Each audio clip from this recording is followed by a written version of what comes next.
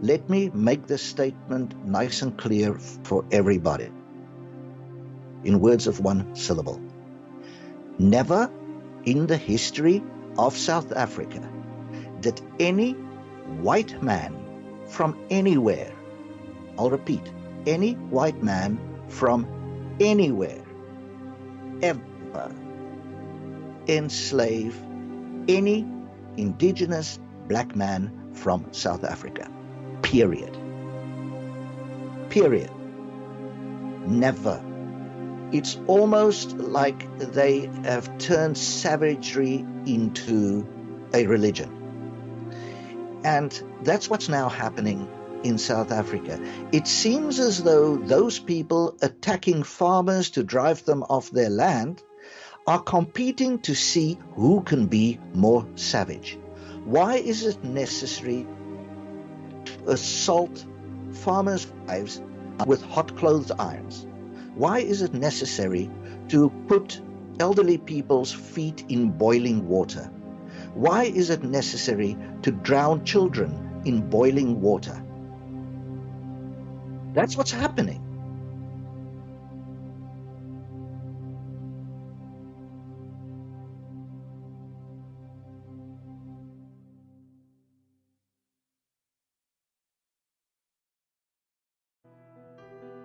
The scientists at LivePet are hard at work solving our cancer epidemic.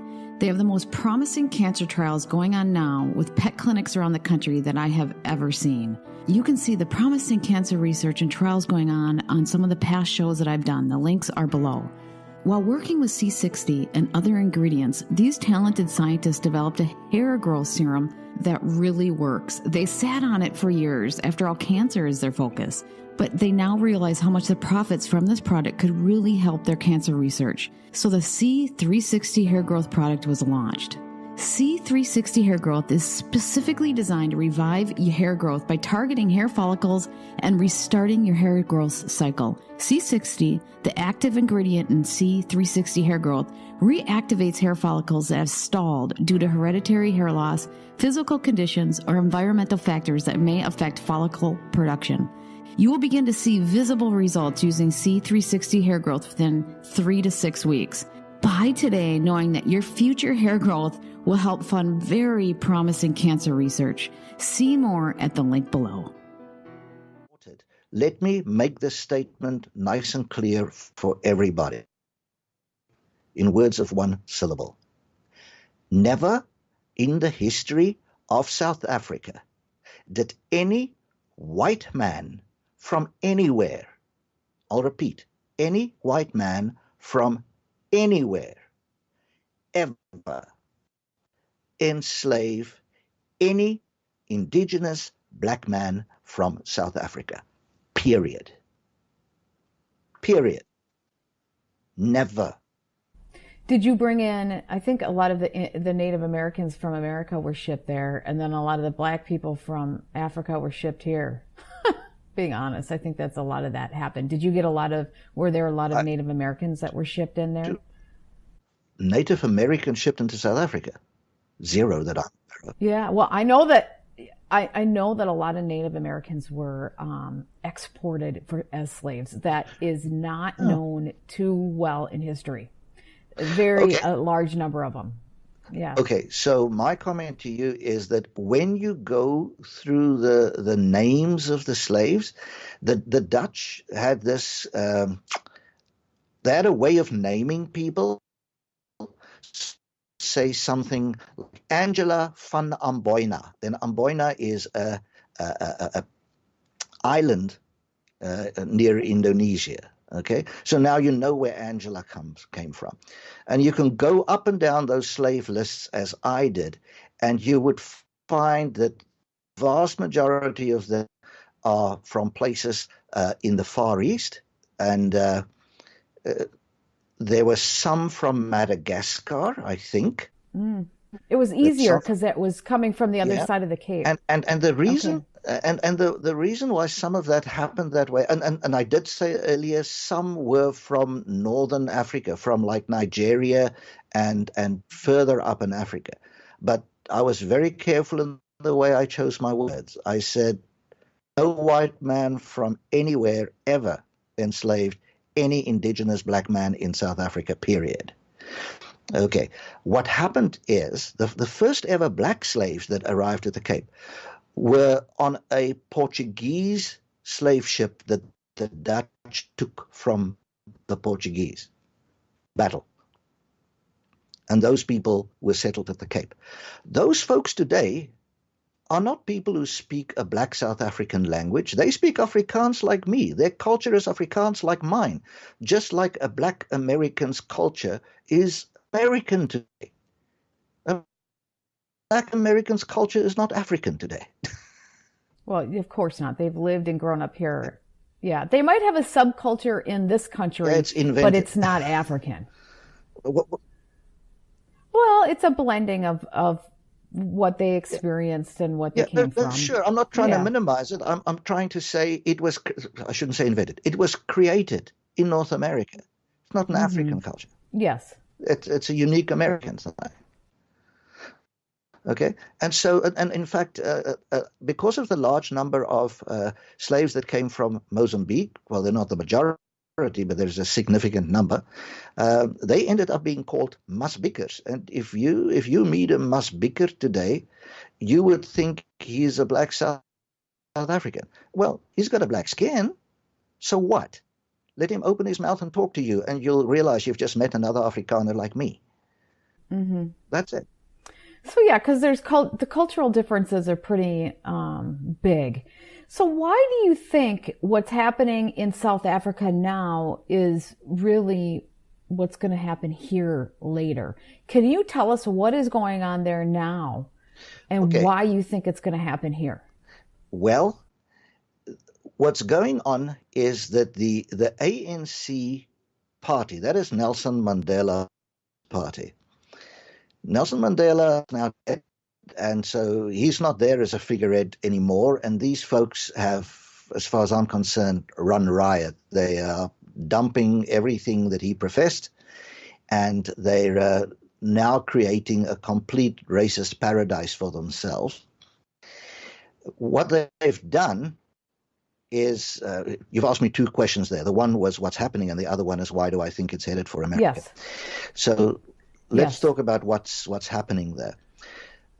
This party has basically decided that white folks have not given up what they've got fast enough, which is already right in there's a problem.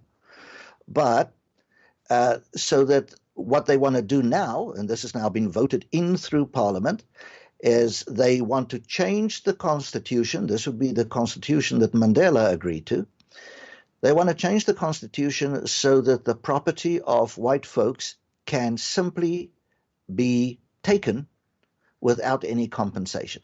And what do they base that on? Why do they think it's their right? Now, and this is where you need to understand that your media has a complete disconnect. They base it on their idea that white people are invaders to the country who should basically leave the place. Now, you want to bring me the president himself at a table, and he and I talk about whose ancestor was there first. I'm not saying mine was first. I'm saying we arrived at the same time at different ends of the country. He needs to get hold of a history book and do some learning.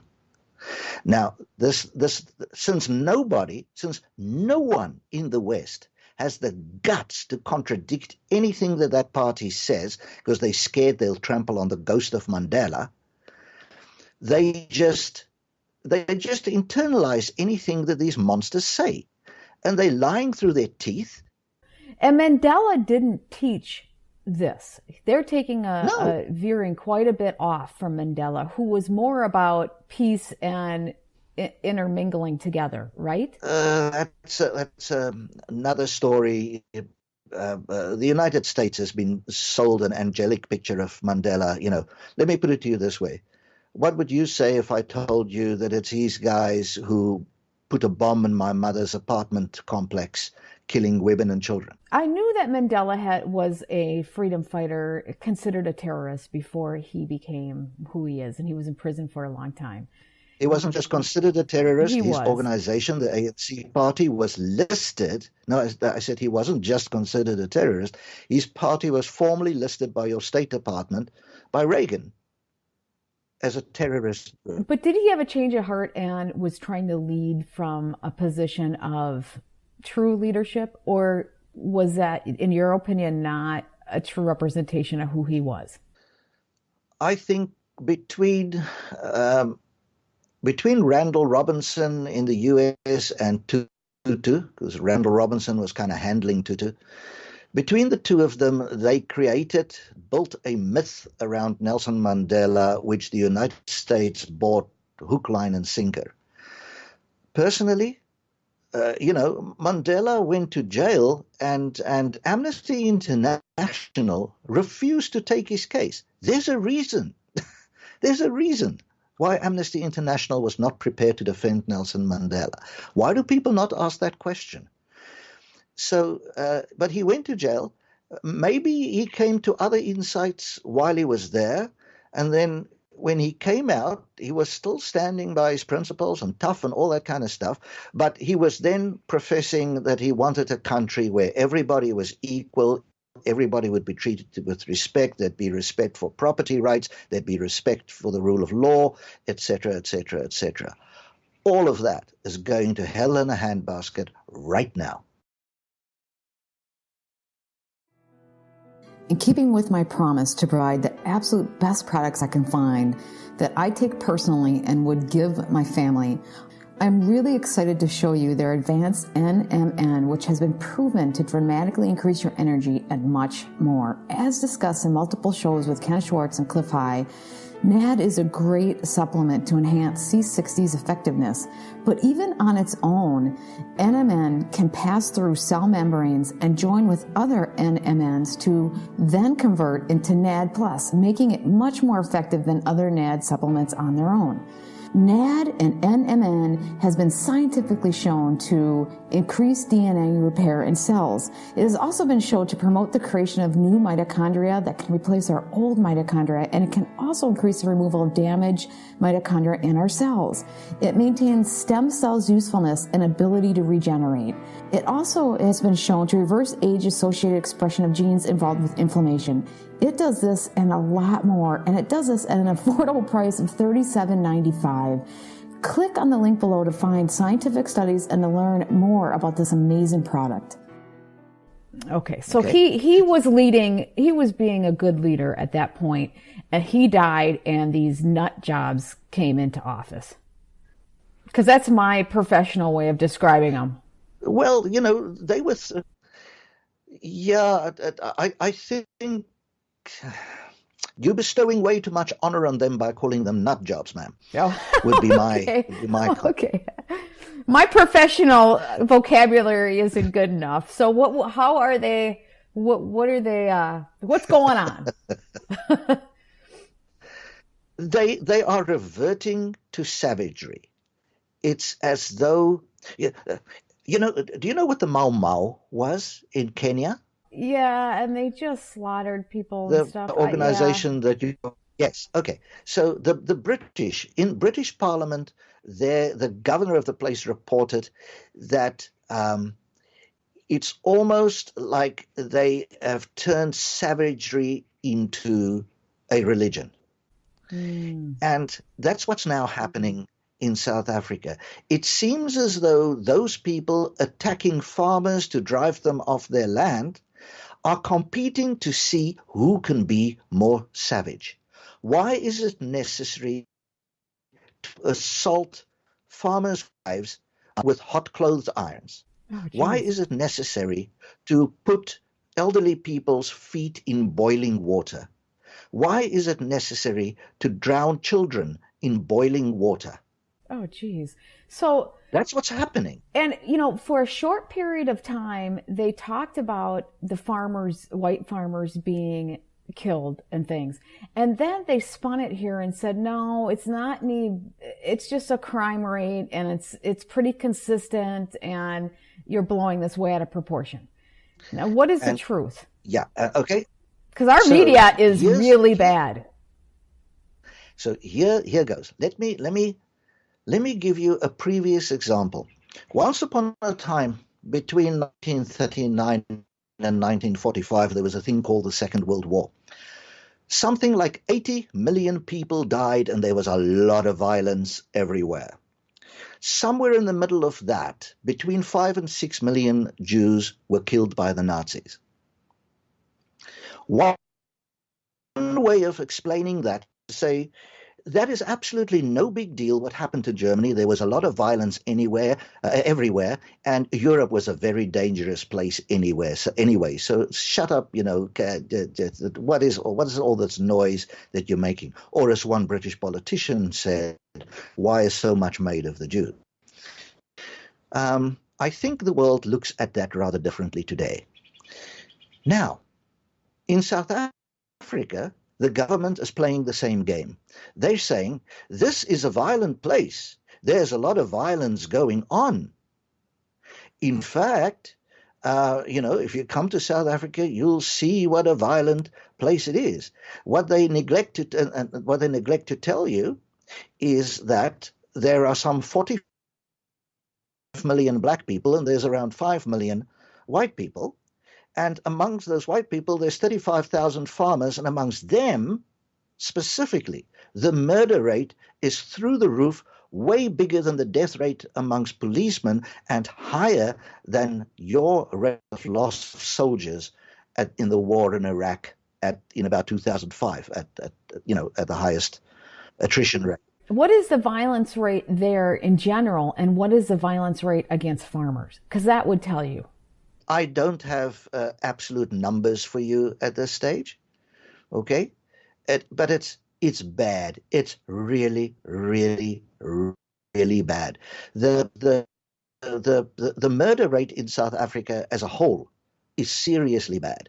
The murder rate amongst the farmers is way out of proportion high with that. Yeah, that's what I'm trying to get at. And if somebody actually did a study, which they won't because the government's running it, right? You have to get some kind of side group to do it. It would be, you're talking like 3 to 4 times kind of thing, or maybe even more. Are you thinking? I mean, no, I don't think it's like 3 to 4 times. It's in the vicinity of double or something like that. Okay. But it's drastically higher. And you believe that they're being targeted specifically because they want their land. And what happens to the land once they're killed? Well, let me that comment you just made.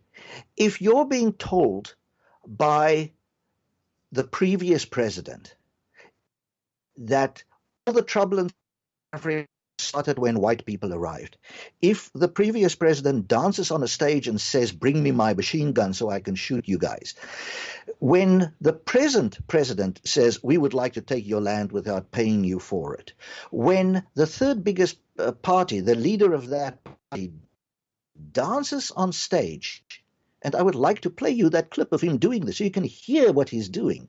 Okay, hear how he says it. Shoot to kill, shoot to kill him. When that happens, and farmers get killed at a higher rate, and another group says, "We are coming for you. We want everything you've got. It is ours." Literally, that's what they say.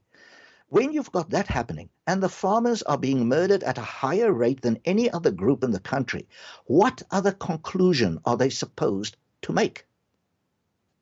What other conclusion can they conceivably make? What happens? Well, yeah, because the rhetoric coming from the government is that we're going to take your land and we want you gone. What happens when they're brutally killed? Is there any kind of justice being done? And what happens to their land? 2 separate questions. There are investigations. Sometimes the guys are captured. Many times they're not. I am not going to accuse the police of not investigating. You now have a police force that's completely dominated by that ANC party. They just don't care. They don't care. So what happens to the land then after? I mean, it seems like there's a lot of corruption, and if they're dominating it, what happens to the land after? I mean, does it go to their relatives, or does the state take it? So another picture. You see that one? Yes. Look at that picture and look carefully at the picture on the right. You see the huts of those folks. They're basically done with mud, and then they've got a corrugated iron roof, typically sometimes thatch. But do you see the patch of corn that's growing there? For example, in one little stand near the top, there's the corn. That is the concept of farming that most of the black folks in South Africa have. They're going to grow that corn for consumption.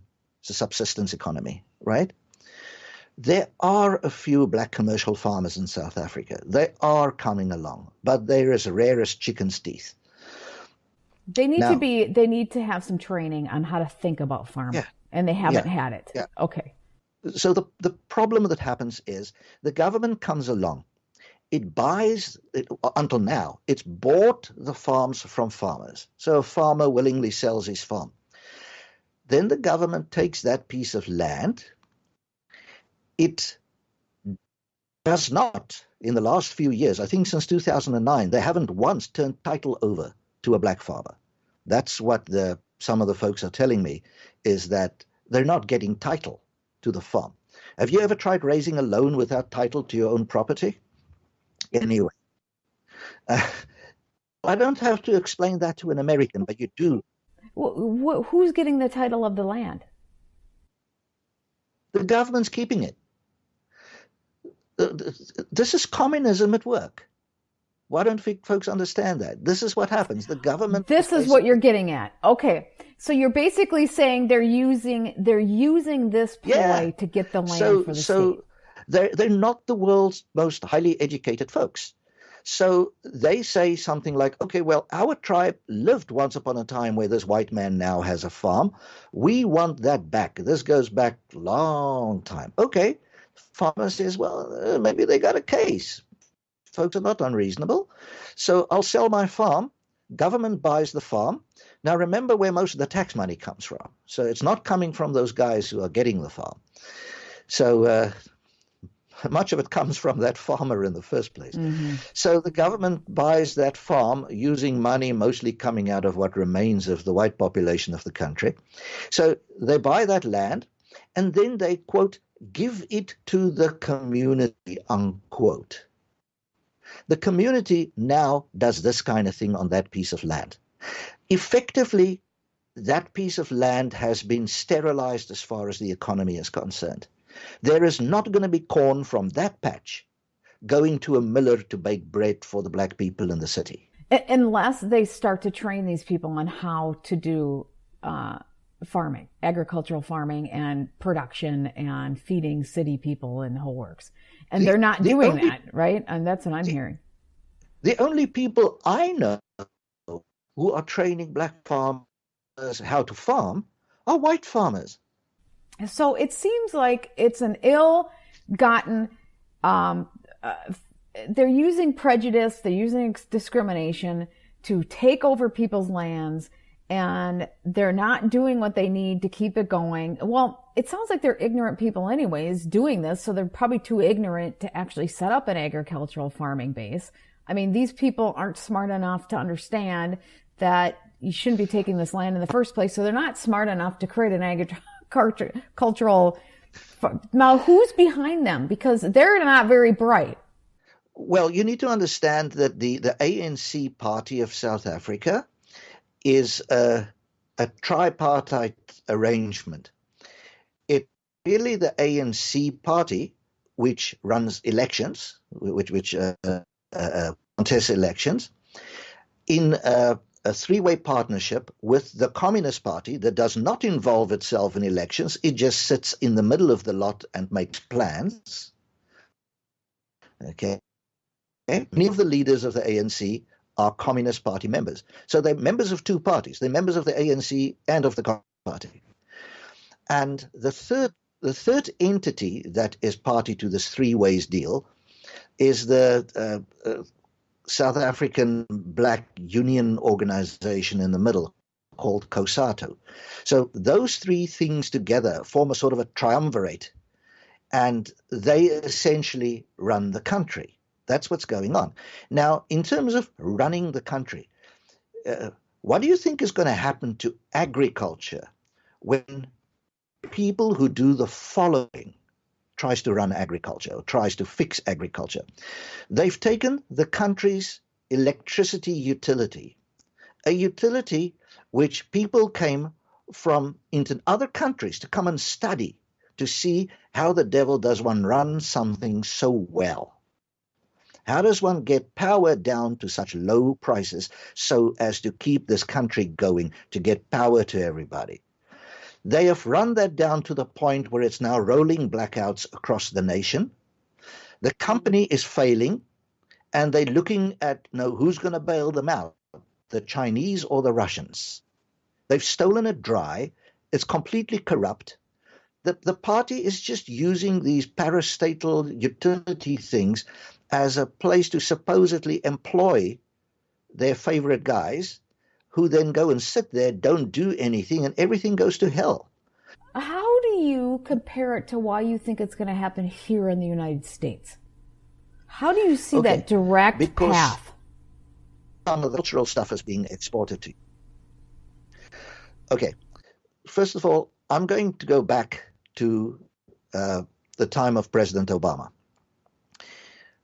Do you know who Richard Stengel is? I heard his name, but I don't know the story. Okay. He wrote for Time magazine. Mm-hmm. And he is the ghostwriter of this book. This is Mandela's autobiography. All right? And unlike people who, want to faint at the sight of Mandela, I actually read his book. So I go to the source. What happened is that the actual manuscript of that book was found. Folks found that Stengel had carefully removed all of Mandela's communist involvement from the book. We know this is true because the night Mandela died, the South African Communist Party rushed breathlessly to the microphones to announce that he had been a Politburo member and at the heart of the Communist Party all these years. Okay? Apparently, either nobody heard it or nobody cared anymore because he'd been deified, and that's the end of that. Now, Richard Stengel went on to become chief at Time magazine, and then President Obama appointed him to his administration. Okay? Stengel's kids have had Mandela as their godfather. Okay? So you have the pulsing heart of South Africa, if you wish, right in the gut of the Obama administration. I would believe that. Somehow folks don't get it. So that's one point. Now, in terms of influence, now you look at how folks formed on this ANC party. They cannot do anything wrong according to your media. They just can't do it wrong.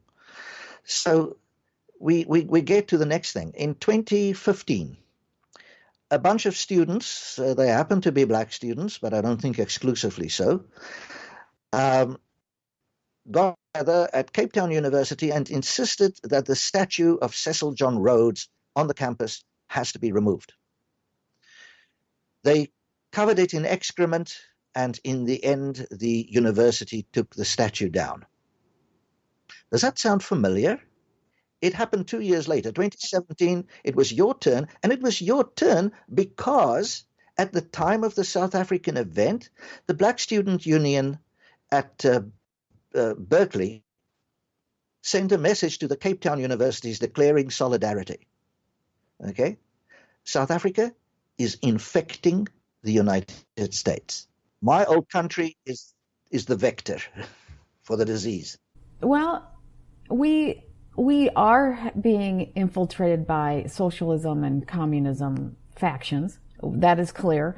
I would think that South Africa would be, so there's people behind it. I think there's bigger players. If the South African government is so dumb where they're taking farmers' lands, giving it to other people, and they can't even produce for their own people in the city. I mean, they don't educate them right. They're not very bright. They're murdering people in vicious ways.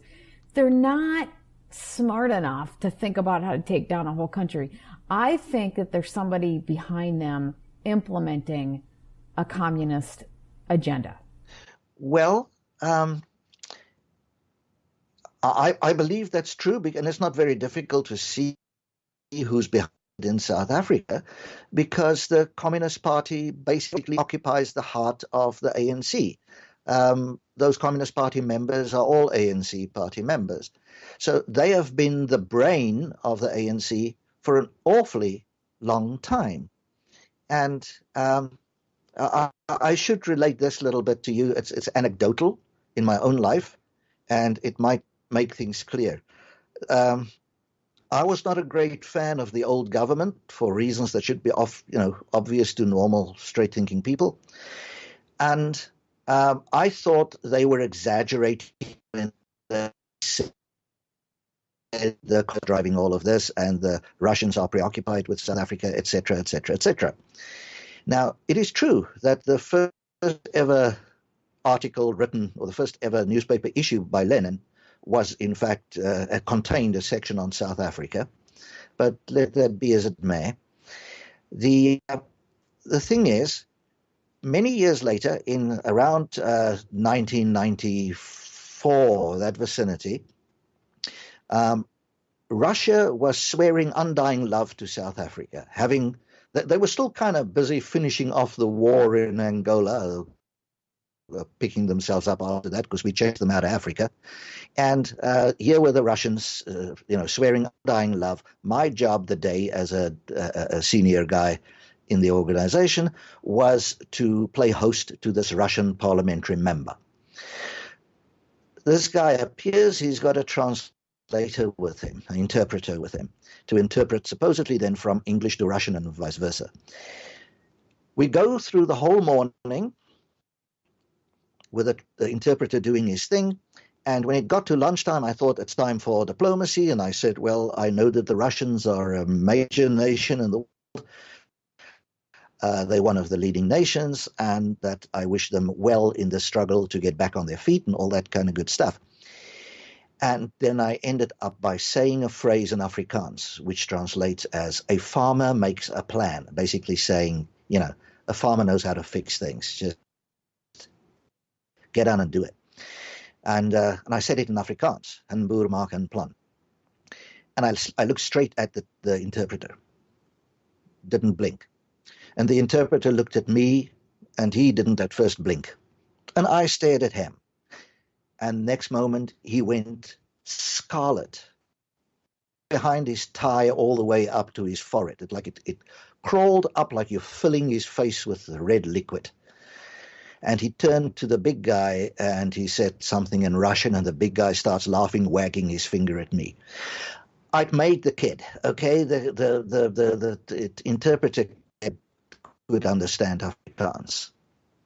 He'd been sitting there all morning pretending like butter couldn't melt in his mouth. So I turned to him and I asked him a question.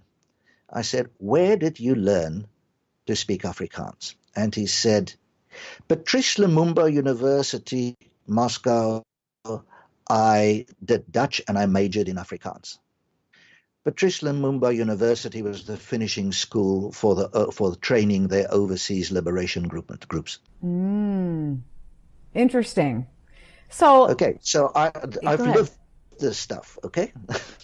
Yeah, so that's my point. There's something more to all this. It'd be really interesting to hear more. Obviously, there's, especially with the local media being so, friendly to them, even though they're going and murdering people. It doesn't make sense. So why is our local media doing that? And we know our local media is bought off and paid for by people who want to put more socialism and communism in our country. So it's interesting. More than interesting. Well, it's, you know. The best way I can package this for you is again something anecdotal that happened in my life. And oddly, it happened in an office in a blue chip company in the US. I worked at IBM in 1979. I was a bright-eyed and bushy-tailed young South African postdoctoral student. Just finished my PhD in physics. So I shared an office with a communist professor from Northern Europe, one of those true blue Northern European socialists, right? This guy was an out-and-out communist. You could imagine me as a free enterprise kind of guy who believes that a farmer owns his own crop and all that kind of stuff. Me up against this communist Dane. He's a Dane.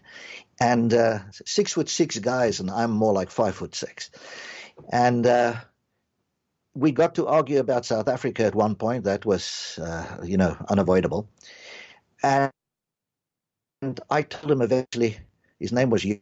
I told him, Jan, tell me, this is our situation. We're stuck there. The whole world is against us. No one wants to understand what we're going through. No one wants to see us survive. What is it you expect us to do? What do you expect us to do? And he rose to his full 6'6". All he still needed was his Viking horns on his head. Okay, sort of towered out towards the ceiling, looked down at me, and he said, "You are a sick anachronism. You are a blot on the name of Europe. You should just die." Oh, geez. See, now that is the idea. They think they know more than everybody else, and they think the best way is just to get rid of people, so it's the better situation for all. And their opinions are always a little bit off. And so it's scary. And I asked him, Jan, but have you ever actually dealt with any black people from Africa in your life? You met any? And he said, yes, I had a black student in my class. He was the son of an ambassador of an African country. And I sat there and I didn't know how to express it in Danish, but I wanted to say, yeah, right. Well, that's different, right? You have a son of an ambassador from an African country, and that's not saying that you understand the South Africans. And what African country was it? Okay. Yeah, it's like Uganda or something. I just... it was a very ignorant statement. That's my point. One doesn't know how to begin to talk to people like this. And so now I look at events in your country. When I look at what happened, for example, in Ferguson, I have this one picture that I sent you that you can run. It shows the armored vehicles and the police facing a crowd. They're right at the end of the list. It is so ironic that those armored cars are based on licensed South African technology, because that could have been taken in South Africa in 1986 at the height of the fight between what was then the government and this present ANC crowd. That is what South Africa looked like. I was staring at your TV thinking, oh, good Lord, I'm reliving my entire life in front of my eyes. Do the Americans even know what they have on their hands here? Okay. And then I thought, okay, well, eventually you're done with President Obama, because I felt that President Obama was essentially, it's not that he was fomenting this kind of stuff, but he was enhancing it, possibly encouraging it. It was possible on his watch. I don't think it would have been possible under the present circumstances or before. Mm-hmm.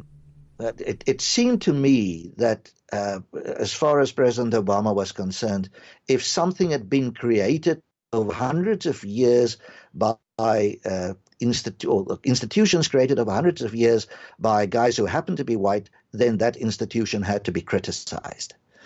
And, like going around the world apologizing for America, it was weird to me in the extreme.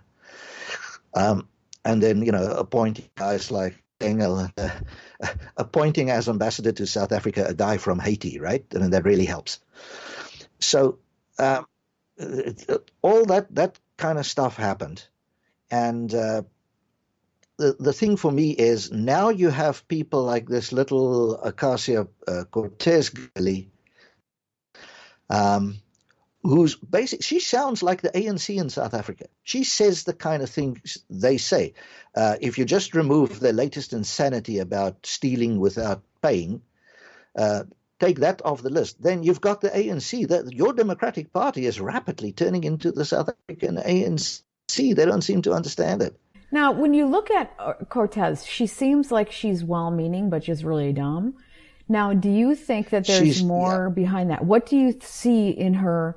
Because what the Black Party or the ANC in South Africa actually go forward and say they should die and we need to take their land. She's not saying that. She's saying we need to give for everyone and the government tax rate should be at 90% or some ridiculous number. She just, to me, seems incredibly dumb. But go ahead. Well, yeah, I think she is criminally naive, quite frankly, and possibly her parents ought to have corrected her at some point before she got to 17. But she's the one who has said that the only people who really, strictly speaking, should be in America are the indigenous First Nations, that everybody else in principle doesn't belong there. I believe she said that. Well, welcome. She's talking South Africa. Okay, so it depends on how serious that starts to take over, but I am definitely seeing a change over to strong socialism bordering on communism. So I think that you're right on there, and I think she's more extreme than a lot of people are, but she's also kind of dumb. Yes. But the thing is though, that level of media, I've been thinking about this level of media she's getting is definitely going to affect people and move them towards her, even if they think she's crazy. Even she's nut jobby, but just the exposure will bring them a little bit farther to her. Well, the very same media that is denying that our farmers are being tortured to death, they find a way to actually deny that. Those same guys are making a hero out of this imbecilic little girl, okay, who needs desperately to grow up, do maths. She can't do maths. It's silly, right? You're right. It's and what I've told folks is, what I would like to invite the ordinary American to do is, instead of waiting until her ideas cost him $50,000 to $100,000, why doesn't he spend $1,500, fly to South Africa, go and stay with an Afrikaans family on a farm? They'd love to have him there, and go and see reality so that folks can see where they're headed before she does it. Before people like her do it. Yeah, I don't know if she's smart enough to do it. I think she's smart enough or dumb enough to get people to move in that direction, and then maybe she's dumb enough to be leading that. I don't know. But where can people get a copy of your book? Because there's a lot more there than what we've been able to talk about. I feel like I just scratched here and there.